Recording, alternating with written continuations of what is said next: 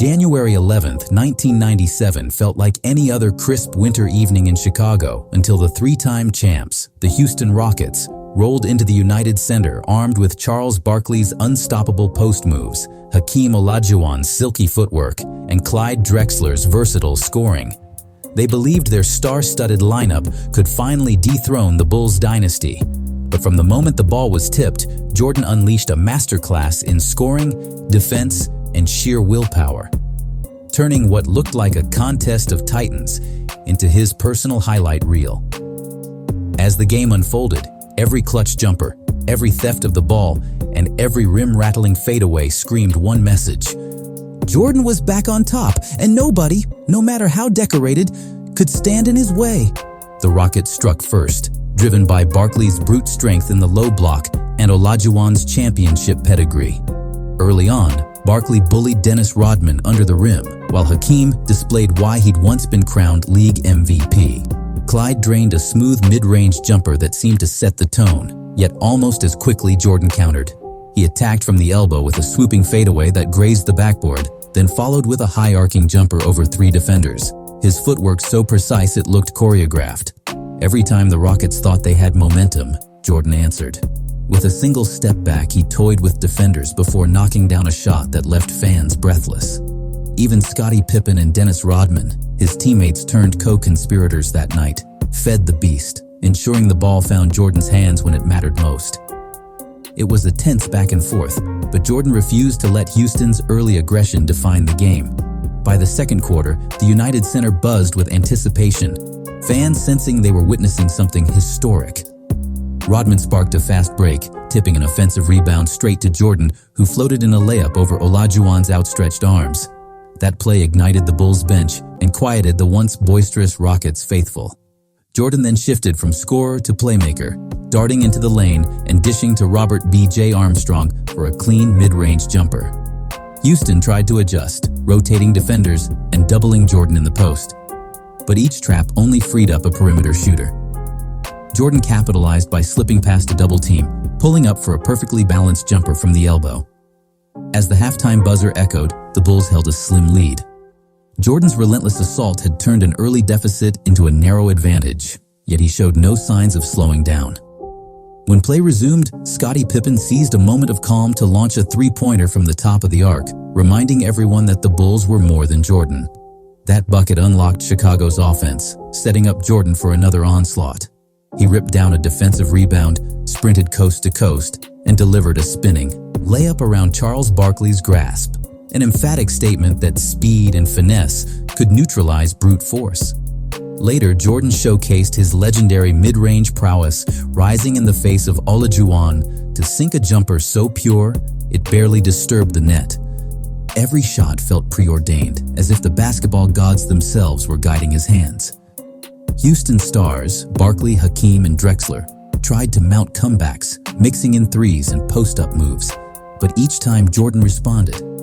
By the end of the third quarter, he'd tallied over 20 points, and the Bulls' lead had ballooned.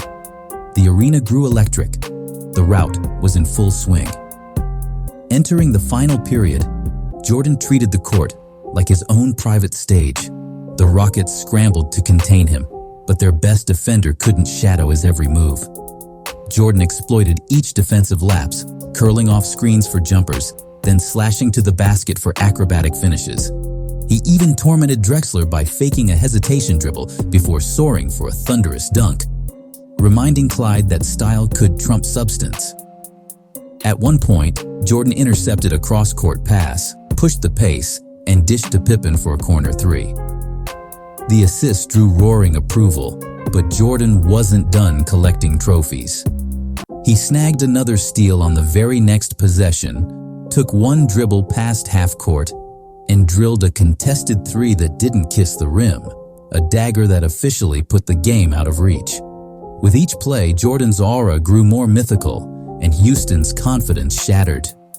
In those final minutes, the Bulls controlled every facet of the game: offense, defense, and energy.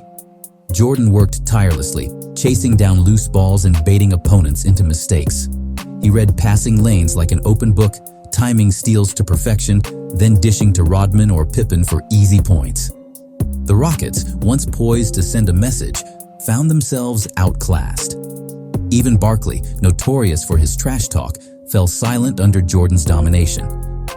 Meanwhile, Olajuwon's post finesse couldn't offset the onslaught, and Drexler's perimeter magic was smothered by Chicago's suffocating defense. When the final horn sounded, the scoreboard read a decisive Bulls victory. Jordan finished with 32 points, 6 rebounds, and 7 assists, numbers that barely captured the clinical manner in which he shredded Houston's vaunted lineup. What made this performance so unforgettable wasn't just the magnitude of the opposition, but the context. The Rockets had secured back-to-back titles during Jordan's absence. They believed they were the league's new standard, and they arrived in Chicago eager to cement that status. Instead, Jordan treated them like a final exam he was bound to ace. His precision from mid-range, relentless defensive pressure, and uncanny ability to seize momentum under pressure combined into a performance for the ages.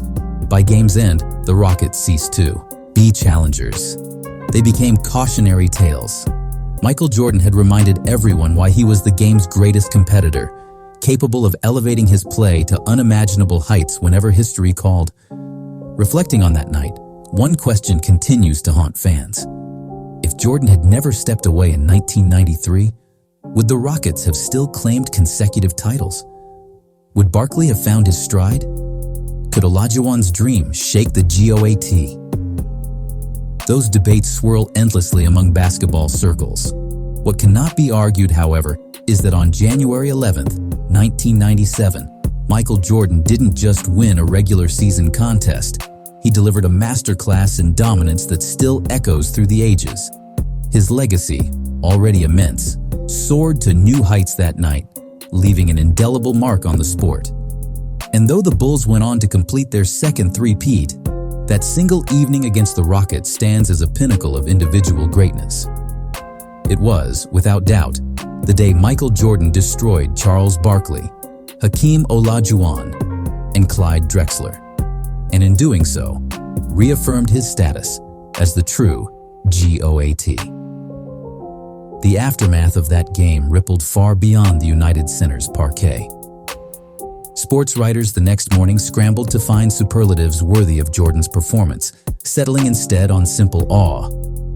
Fans across Chicago flooded the streets, honking horns and chanting MJ's name as if they'd all shared in a collective dream. In Houston, the mood was somber. Players avoided locker room interviews, grasping for answers to how their celebrated dream team had been dismantled so thoroughly in what felt like mere minutes.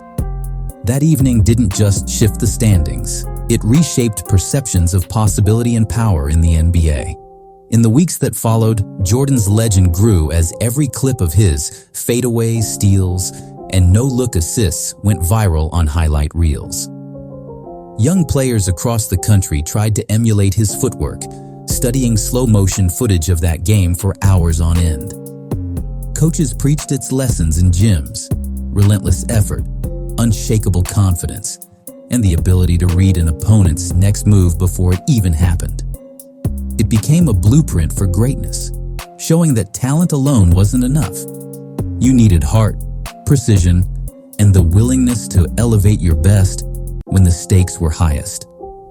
Yet, even as the Bulls cruised toward another championship, Jordan never let that night become mere nostalgia. He treated each subsequent opponent with the same intensity, as though Houston's stars were stalking the court in every game.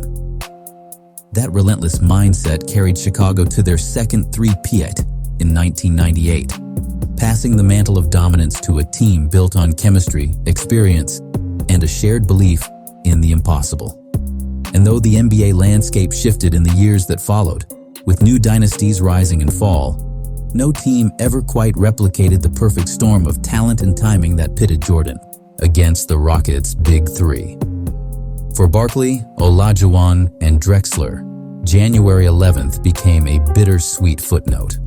All three later admitted it was one of the toughest losses of their careers, yet each carried immense respect for what Jordan achieved that night. In interviews years later, Barkley would chuckle and shake his head, calling it the best thing I ever saw. Hakeem praised Jordan's footwork as poetry in motion. While Drexler admitted he'd never felt such a mix of fear and admiration on the court, their shared experience bonded them in a unique fraternity of those who'd faced and fallen to the greatest.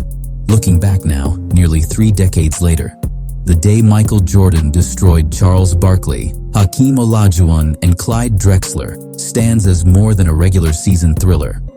It's a testament to one man's ability to transcend limits, to take on the era's fiercest challenges, and emerge not just victorious, but immortalized. Every time a rising star tries a step-back jumper over triple coverage, or a commentator references the ultimate clutch performance, echoes of that night resound. It remains a cornerstone of NBA lore, reminding us that in sports, as in life, legends are made when greatness meets opportunity, and Michael Jordan seized that night with both hands.